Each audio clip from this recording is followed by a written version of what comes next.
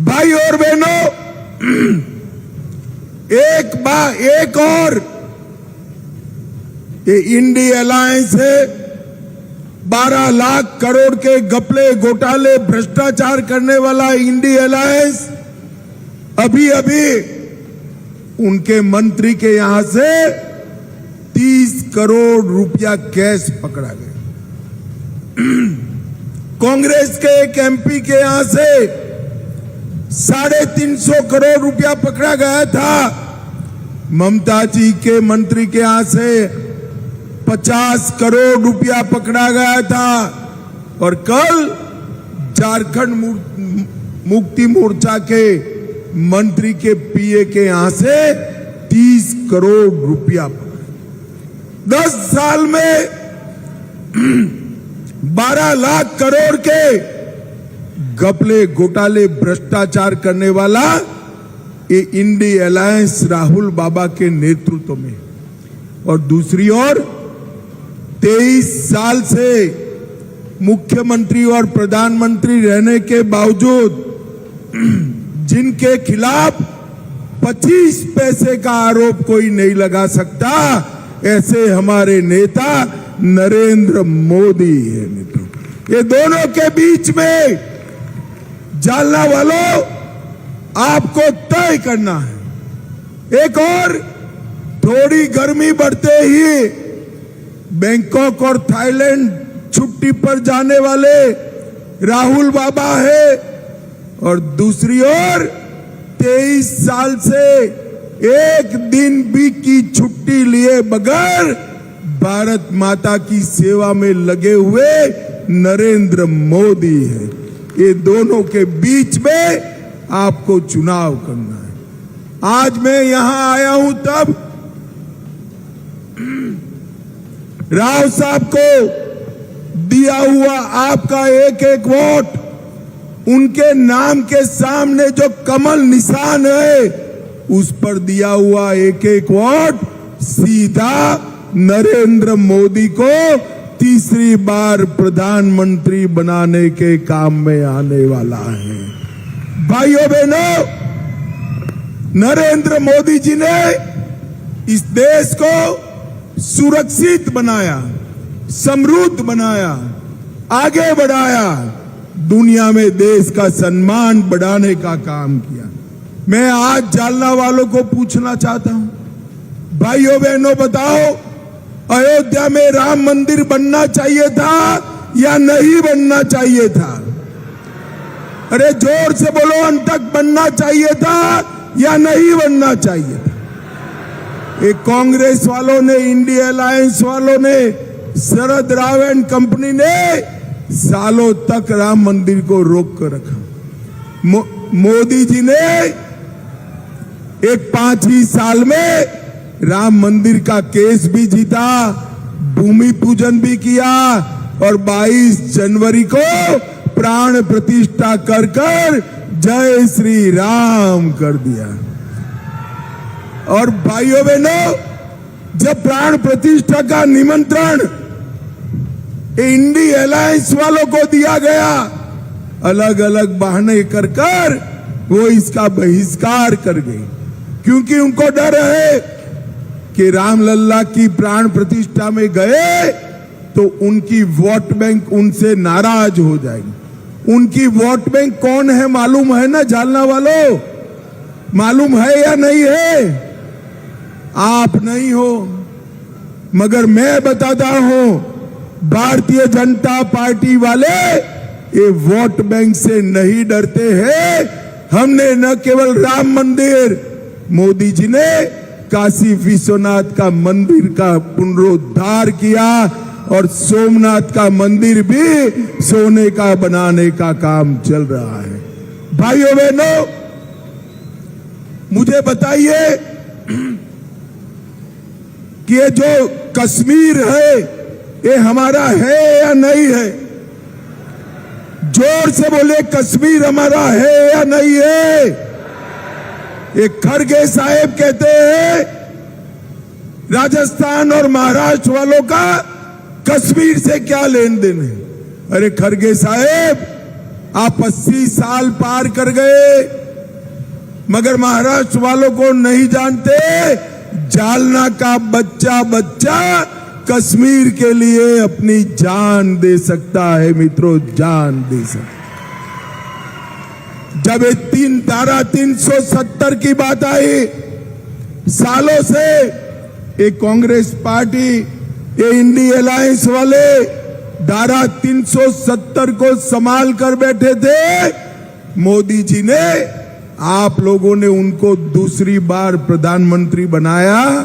मोदी जी ने 5 अगस्त 2019 को धारा 370 को समाप्त कर दिया और आज पूरा कश्मीर भारत का एक अभिन्न हिस्सा बना है।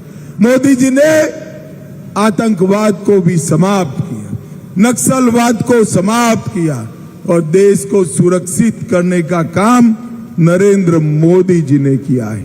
भाइयों बहनों, देश के 80 करोड़ गरीब, इंदिरा गांधी जी कहकर गई थी, गरीबी हटाओ। राहुल बाबा, आपकी दादी ने वादा किया था, कोई कांग्रेसी ने पूरा नहीं किया।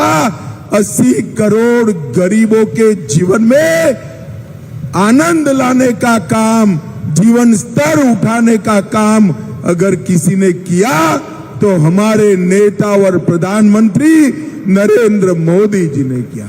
80 करोड़ गरीबों के घर में मुफ्त में अनाज भेजा, इसके साथ साथ नल से जल भेजा, गैस का सिलेंडर भेजा और 5 लाख तक का सारा दवाइयों का खर्चा, हॉस्पिटलाइजेशन का खर्चा आज नरेंद्र मोदी उठा रहे हैं। भाइयों बहनों, जालना वालों, आपको कोरोना का दोनों टीका लगा है या नहीं लगा है? जिसको दोनों टीका लगा है जरा दोनों हाथ उठाए जरा।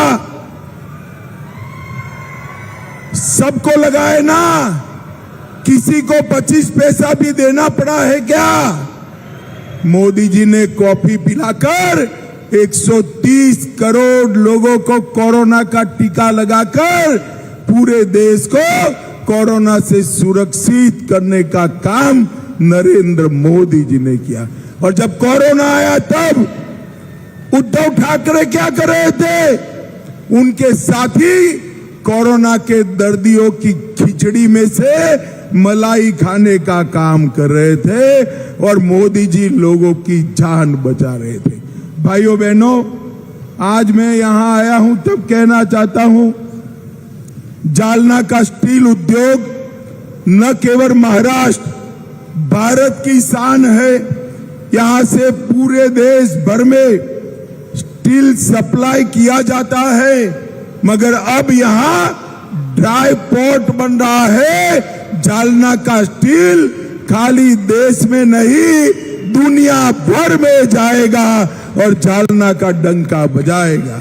यहां से कंटेनर भर भर कर स्टील पूरी दुनिया में जाने वाला है और ये काम किया है तो हमारे नेता देवेंद्र फडणवीस और नरेंद्र मोदी जी ने किया है। भाइयों बहनों, मुझे बताओ, औरंगाबाद का नाम संभाजी नगर होना चाहिए था या नहीं होना चाहिए था? अरे जोर से बोलो जरा, होना चाहिए था या नहीं होना चाहिए? ये उद्धव ठाकरे जी आने वाले हैं 2 दिन के बाद। जालना वालों, मैं आपको कहकर जाता हूं, उनको पूछना, जिन्होंने संभाजी नगर के नाम का विरोध किया वो कांग्रेस और शरद राव के साथ अब सत्ता प्राप्त करने के लिए इनके पैरों में पड़े हो। आज मैं बाला साहेब ठाकरे का स्मरण करना चाहता हूं। उन्हीं ने कहा था कि इसका नाम वीर संभाजी छत्रपति के नाम से हो। छत्रपति संभाजी महाराज के नाम से जब प्रस्ताव आया तो वो उनका स्वागत भी नहीं कर पाए। भाइयों बहन, जब उद्धव ठाकरे आए तब पूछना, राम मंदिर बनाए अच्छा हुआ या बुरा हुआ? वो नहीं बोलेंगे। आप पूछना जरा, धारा 370 हटी ये अच्छा हुआ या बुरा हुआ वो नहीं बोलेंगे। आप पूछना ट्रिपल तलाक हटाना चाहिए या नहीं हटाना चाहिए, वो नहीं बोलेंगे। वो तो वो पार्टी के साथ बैठे हैं जो ट्रिपल तलाक वापिस लाना चाहते हैं और सरिया के आधार पर इस देश को चलाना चाहते हैं। भाइयों बहनों, मुझे बताओ, अब ये देश मुस्लिम पर्सनल लॉ के आधार पर चल सकता है क्या? जोर से बोले, चल सकता है क्या? ट्रिपल तलाक वापिस लाना चाहिए क्या? ये उद्धव ठाकरे जी पद प्राप्त करने के लिए ऐसी पार्टियों में के साथ बैठे हैं। भाइयों बहनों, अभी अभी पाकिस्तान राहुल बाबा पर बहुत खुश है। हर रोज राहुल बाबा का समर्थन पाकिस्तान के लोग कर रहे हैं। आज सुबह सुबह मुझे दिल्ली में एक पत्रकार ने बताया कि भाई ये पाकिस्तान राहुल बाबा का समर्थन क्यों कर रहा है। मैंने पत्रकार को कहा, मोदी जी सर्जिकल स्ट्राइक और एयर स्ट्राइक करते हैं, राहुल बाबा सवालिया निशान उठाते हैं, मोदी जी नक्सलवादियों को, आतंकवादियों को मारते हैं, राहुल बाबा सवाल उठाते हैं, मोदी जी सीए लाते हैं, ये कहते हैं हम सीए वापिस ले लेंगे। और इसलिए पाकिस्तान का पूरा एजेंडा अगर भारत में कोई आगे बढ़ाता है तो ये राहुल गांधी की कांग्रेस पार्टी बढ़ाती है। भाइयों बहनों, कांग्रेस पार्टी। और मेरी बात याद रखना, भगवान न करे ये कभी सत्ता में आए तो राम मंदिर पर भी बाबरी नाम का एक बड़ा ताला लगाने का काम, ये पाप एक कांग्रेस पार्टी कर सकती है। भाइयों बहनों, ये इंडी अलायंस के नेता, उनका कोई नेता ही नहीं। आप मुझे बताओ, कदाचित वो अगर जीतते हैं तो उनका प्रधानमंत्री का प्रत्याशी कौन है? हमारे यहां तो तय है, एनडीए के जीतने के साथ, भाजपा के जीतने के साथ 400 पार करने के बाद नरेंद्र मोदी तीसरी बार प्रधानमंत्री बनेंगे, ये हमारे यहां तय है। आप मुझे बताओ, इंडिया अलायंस जीतती है तो उनका प्रधानमंत्री कौन बनेगा? आप जवाब नहीं दे रहे हो। मैं एक एक कर कर पूछता हूं, ममता जी को बनाना चाहिए क्या? जोर से बोलो, बनाना चाहिए? स्टालिन को बनाना चाहिए? भाई आप हंसना मत जरा, अंतिम नाम पूछता हूं मैं, राहुल बाबा को बनाना चाहिए क्या? जब किसी इंडिया अलायंस के एक नेता को पूछा आपका प्रधानमंत्री कौन बनेगा, उन्होंने कहा एक एक साल बारी बारी बनेंगे। अरे इंडिया अलायंस वालों, ये भारत है, इतना बड़ा देश ऐसे नहीं चल सकता। आप भागीदारी कंपनी नहीं चला रहे हो। भाइयों बहनों, उनके पास ना नेता है, ना नीयत है, ना कार्यक्रम है।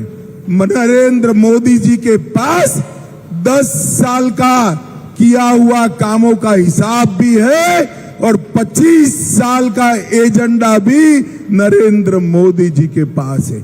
नरेंद्र मोदी जी को तीसरी बार प्रधानमंत्री बनाने का मतलब है इस देश को हर क्षेत्र में दुनिया में भारत को नंबर 1 बनाना।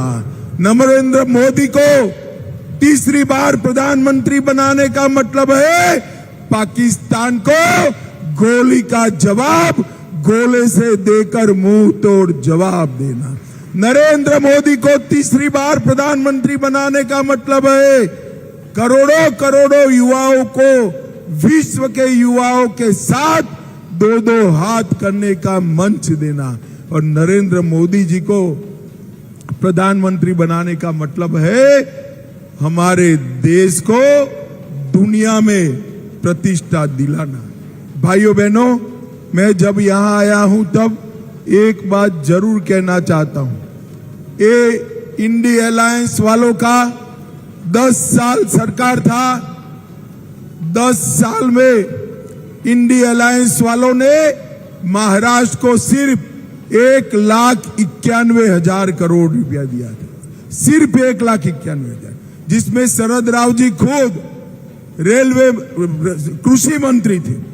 और जब मोदी जी की सरकार आई, देवेंद्र फडणवीस मुख्यमंत्री बने, 10 साल में मोदी जी ने महाराष्ट्र के विकास के लिए 1,91,000 करोड़ की जगह 9,80,000 करोड़ रुपया देने का काम नरेंद्र मोदी जी ने, ढेर सारे इंफ्रास्ट्रक्चर के प्रोजेक्ट्स दिए।